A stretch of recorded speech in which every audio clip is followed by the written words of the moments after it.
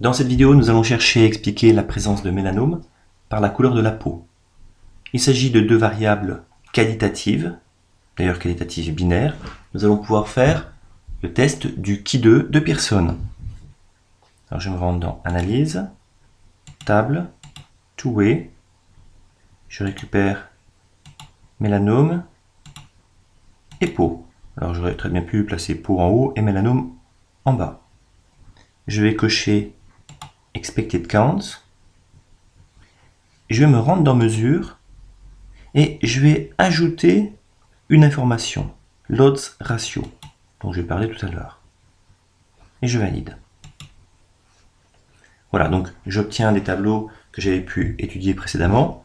Donc ici, je vois que parmi les 50 cas, j'ai surtout des individus ayant la peau claire, alors que c'est l'inverse chez les témoins.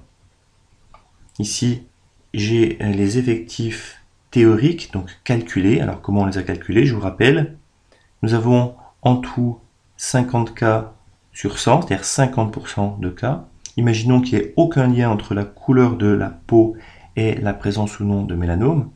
Je devrais avoir théoriquement donc 50 sur 100, 50% de ces 50 individus ayant la peau claire parmi les malades. Donc je devrais en avoir 25.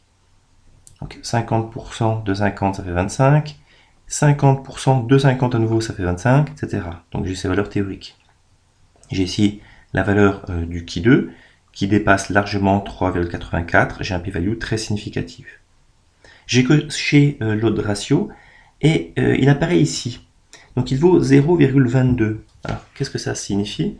Ça signifie que le fait d'avoir la peau foncée, vous allez multiplier votre risque de maladie par 0,22. En d'autres termes, le fait d'avoir la peau claire, vous allez le diviser par 0,22. C'est-à-dire, en gros, vous allez le multiplier par 4,5 dans ces eaux-là. Donc l'inverse de 0,22. Voilà, donc ça c'est l'odds ratio. Alors attention, quand je vous dis que vous allez multiplier votre risque par cette valeur-là, je fais comme si l'odds ratio était proche du risque relatif. Mais en fait, c'est le cas. C'est le cas parce qu'on considère que la présence de mélanome, c'est quand même une maladie rare. Et donc, l'odds ratio peut être assimilé au risque relatif. Alors, dans une prochaine vidéo, nous allons chercher à utiliser un autre test pour arriver à un résultat assez semblable.